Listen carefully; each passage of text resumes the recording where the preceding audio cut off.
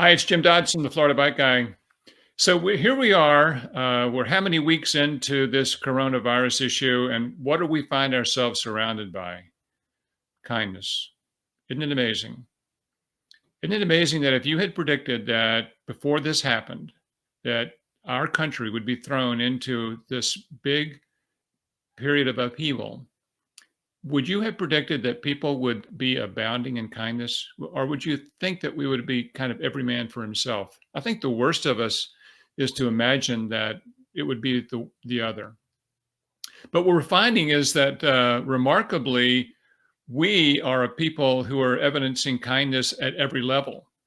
Um, it's people helping their neighbors, they're helping strangers.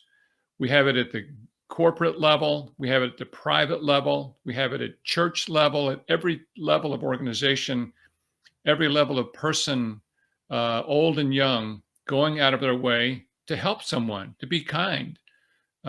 This has caused us to kind of look inward and be drawn to our kinder nature.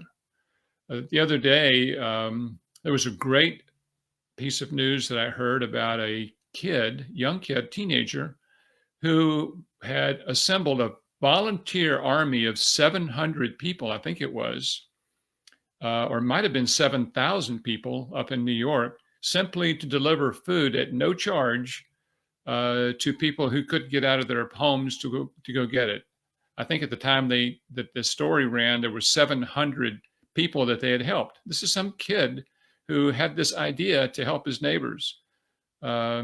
We have countless stories of people reaching out to those that they have not had contact with within a while, reaching out to people who can't get out of their houses, and giving words of encouragement, showing kindness. How many stories have you heard of restaurants doing what they can simply to provide work to their employees, to have a service to people who need their services right now? They've changed their production. They've stopped producing. They're doing carry out only. But so many things they're doing to help people. Look at all the manufacturers in the country that are rallying right now for medical devices, masks, medications. I heard the other day Tesla and other auto manufacturers are going to start producing respirators. Think of all the work that's being done right now to produce respirators, masks, and gowns, the three critical things we need in the healthcare industry right now. Where's that coming from? From our industries who are diverting what they're doing normally and doing this act to try to help their neighbors across the country.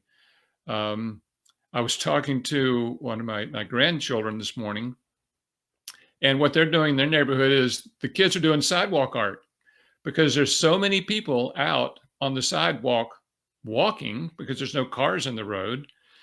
And they're drawing happy, kind things on the sidewalk for neighbors to see as they walk by. How encouraging is that? And it's not just them, it's other kids in their neighborhood as well. When these things happen, when we are faced with a national crisis, it is not unusual for us to respond this way. And I think that it's so wonderful to me that to see this kindness, this outpouring of genuine concern and help for one another. My daughter lived in Manhattan in 9/11. And it was remarkable, and everyone talked about it, how the people of Manhattan changed their behavior toward one another overnight. That city is known for don't speak to people on the street, don't make eye contact, don't engage people in conversation on the subway. And what she found during those weeks after 9/11 was someone holding the door for you, helping you carry things, opening the door, engaging in conversation, speaking to people that they didn't know, all the things New Yorkers classically did not do. Why? They're reconnecting on a very basic level of kindness towards one another, sort of our innate ability to do that.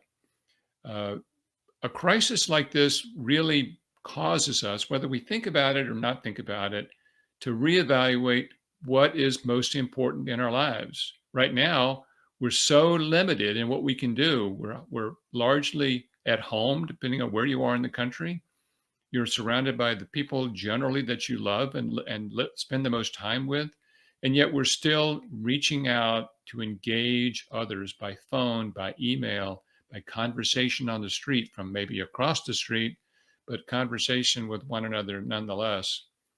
Um, what I have understood is that kindness actually helps the person who's giving it and the person who receives it.